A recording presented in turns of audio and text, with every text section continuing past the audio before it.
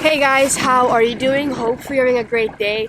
Over Instagram and YouTube over the past couple of weeks, I've been getting a lot of questions of how to find or how we find fall smallmouth up here in Ontario. So I want to film a really quick video for you guys. I want to show you guys what we do when we get out on the water to look for these smallmouth, some of the structure that we look for, some of the key features that I personally look for, and yeah, hopefully this video will help you guys out here this fall. So let's get into it. So before we get started, there's two key features on my electronics that I use to find these smallmouth. Number one is having a map, whether that be Navionics or LakeMaster, just something that has the map of the lake that you're fishing. So that's going to be the most important thing, because without that you're kind of going in blind.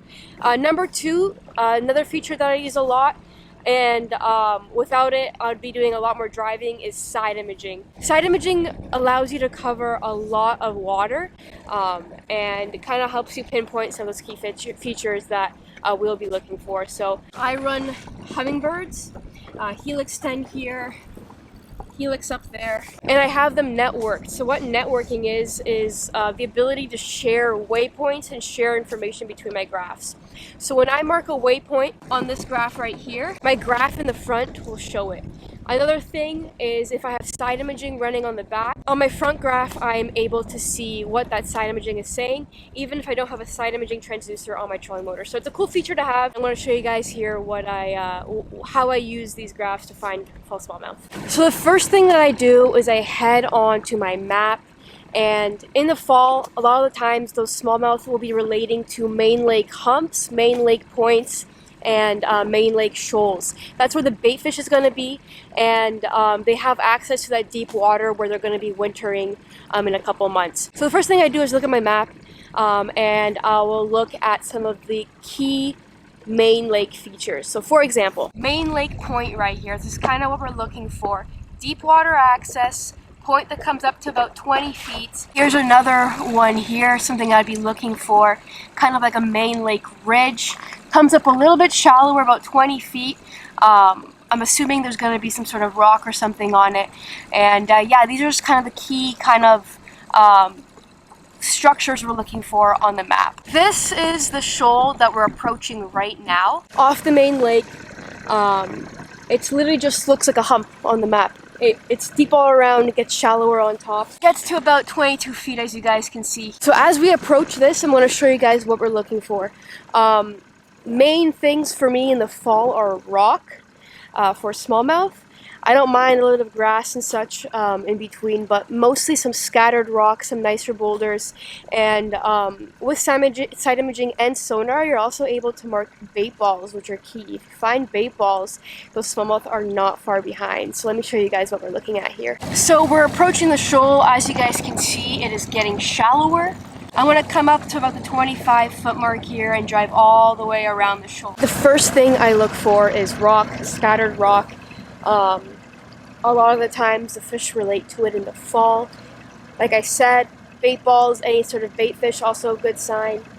Healthy grass on top of shoals, also a good sign.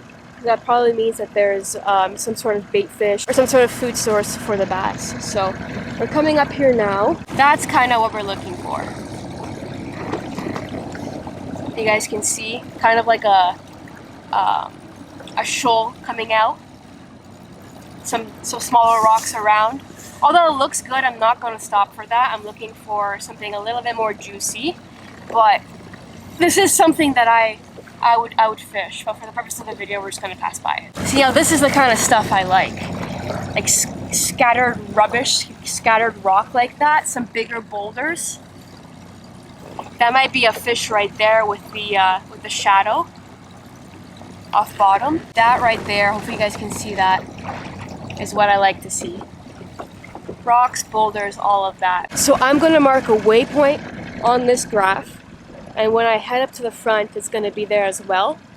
And that will kind of give me the idea of where I want to fish, and it will help me stay on that spot. As you guys can see here, it kind of drops off after that rock pile, which is perfect. Didn't see any bait fish, didn't see anything like that, but that's kind of what we're looking for when fishing for smallmouth in the fall. Mind you, every lake is going to be different, every shoal is going to be different, every hump is going to be different. You guys can see right there, it's the waypoint, and that is all of that rock. We're kind of off of it a little bit. I drove past it, but having front-facing sonar like Mega Live definitely helps. Definitely a game changer, and kind of allows you to not only see the structure you're looking for a little bit better, but also allows you to see the fish that you're looking for. You guys see a little bit better. Rocks, a little bit drop off there. Fish could sit behind that. Oh, see him? Ooh. That's why. Got him. Ooh! Very pretty. If you guys don't have, you know, all of these electronics, paper maps still work. You can use Google Earth. Sometimes on satellite view you can see humps and such. And the best thing to do, if you don't know if there's fish there, is to just fish it, because a lot of times you won't know until you try. So I hope this video gave you guys a starting point this fall, and I will see you guys in the next one.